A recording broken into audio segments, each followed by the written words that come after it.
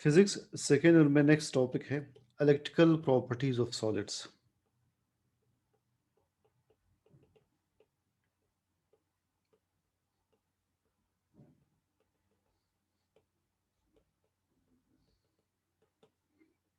Electrical properties हम solids को तीन ग्रुप्स में डिवाइड करते हैं। पहले है कंडक्टर्स, वो सब्सटेंसेस जो करंट कंडक्ट करते हैं। इनमें फ्री इलेक्ट्रॉन्स मौजूद होते हैं, इलेक्ट्रोस्टैटिक्स में हमने पढ़ा है। इनकी कंडक्टिविटी जो होती है वो ज़्यादा होती है।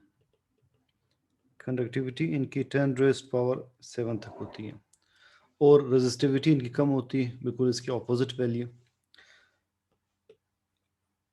Number 2, semi conductors.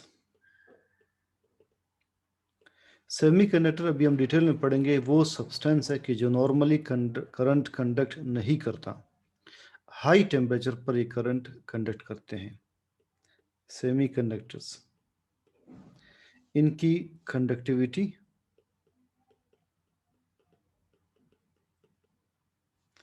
10⁻⁻⁶ से 10⁻⁻⁴ तक होती है। थर्ड है इंसुलेटर्स, जो किसी भी टेम्परेचर पर करंट कंडक्ट नहीं करते। They are insulators. इनकी कंडक्टिविटी कितनी होती है? इनकी कंडक्टिविटी बहुत कम होती है, 10⁻⁻20 से 10⁻⁻10 तक होती है। तो सॉलिड्स की ये तीन टाइप्स हैं।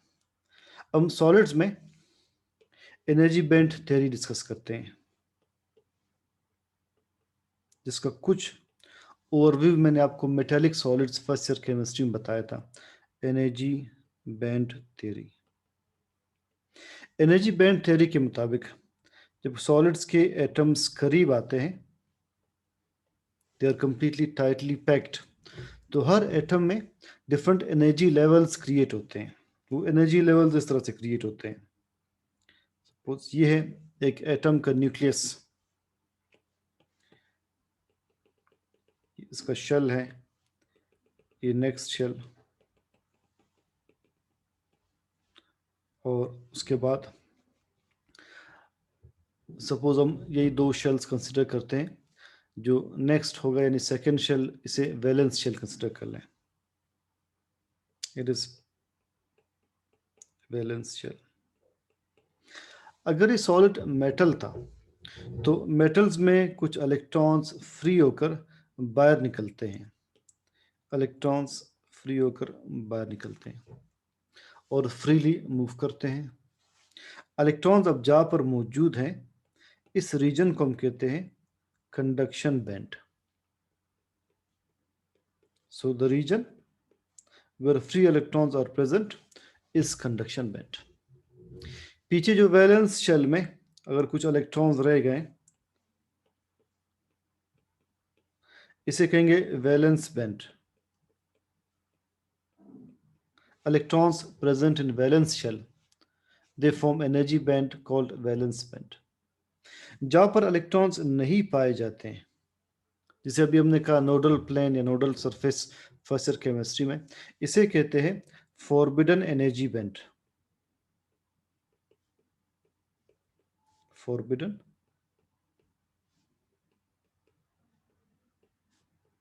Energy band, region where no electrons are found.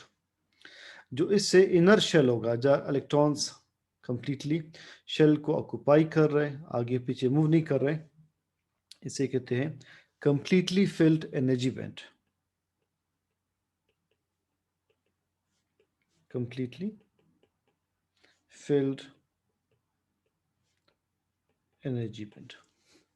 तो लिहाजा किसी भी एटम में कौन से रीजन्स क्रिएट होते हैं? सबसे पहले जो इलेक्ट्रॉन्स फ्री होकर एटम से निकल जाते हैं, उसे हम कहते हैं, उनके रीजन को कहते हैं कंडक्शन बैंड।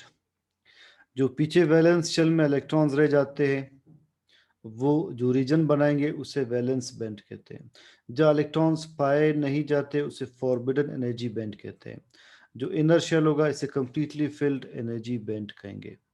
अब इस बुनियाद पर हम कंडक्टर्स को कैसे डिफाइन करते हैं, सेमी कंडक्टर्स को और इंसुलेटर्स को। First, conductors.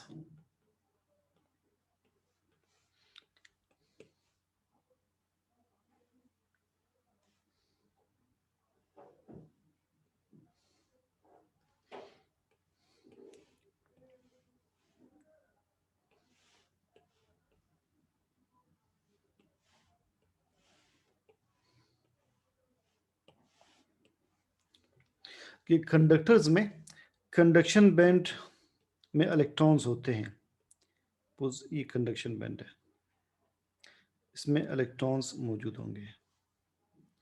साथ ही जो इसका वैलेंस बैंड है उसमें इलेक्ट्रॉन्स होंगे भी और दोनों आपस में बहुत करीब होंगे, इस तरह कि थोड़ी सी एक्साइटेशन पर यहाँ से इलेक्ट्रॉन्स वहाँ जा सकते हैं। तो एज अ कंडक्शन बैंड में इलेक्ट्रॉन्स पहले से मौजूद हैं कंडक्शन बैंड में, और वैलेंस बैंड इसके बिल्कुल ओवरलैप होकर ऑलमोस्ट कोई गैप नहीं आ रहा, इसीलिए कंडक्टर्स आर एक्सीलेंट कंडक्टर्स। अब हम देखते हैं सेमी कंडक्टर्स में क्या होगा। सेमी कंडक्टर्स में जो इनका कंडक्शन बैंड है ये वैकेंट है, there is vacant conduction band, पहले से उसमें फ्री इलेक्ट्रॉन्स मौजूद नहीं है। वैलेंस बैंड इसके बिल्कुल करीब है,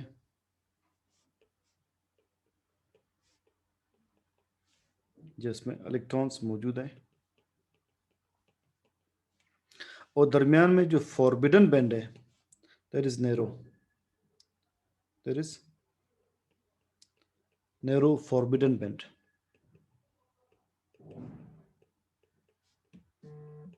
तो लिहाजा अगर हम कुछ भी टेम्परेचर प्रोवाइड करेंगे इलेक्ट्रॉन्स यहाँ से प्रोमोट होकर यहाँ पर आ जाते हैं।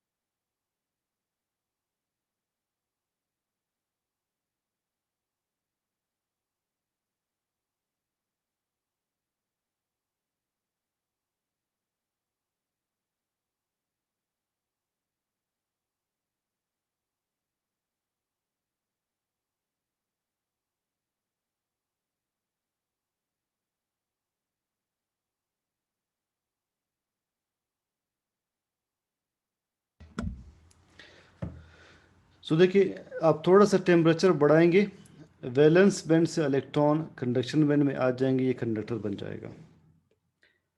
अब देखिए प्रॉब्लम क्या है इंसुलेटर्स के साथ। इंसुलेटर्स में नंबर 1 कंडक्शन बैंड वैकेंट है, कंडक्शन बैंड इज वैकेंट।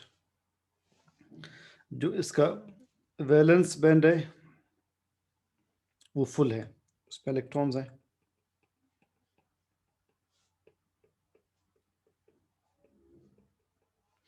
मगर प्रॉब्लम यह है कि इनके दरमियान जो फॉरबिडन बैंड है बहुत वाइड है,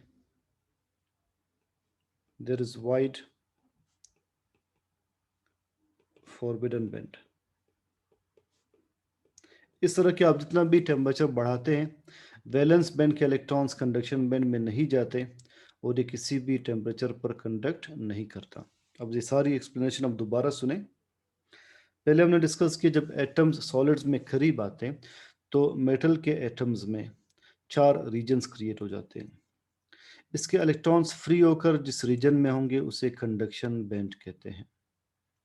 वैलेंस शेल में जो इलेक्ट्रॉन्स रह जाते हैं उनके बैंड को, जहाँ पर वो मौजूद है, उनके रीजन को वैलेंस बैंड कहते हैं। जिस रीजन में इलेक्ट्रॉन्स नहीं पाए जाते उसे फॉरबिडन एनर्जी बैंड कहते हैं। वो फॉरबिडन एनर्जी बैंड जो है यहाँ पर भी मौजूद है और ये भी है, शेल्स के दरमियान भी है। और जो इनर शेल होगा इसे हम कंप्लीटली फिल्ड एनर्जी बैंड कहते हैं।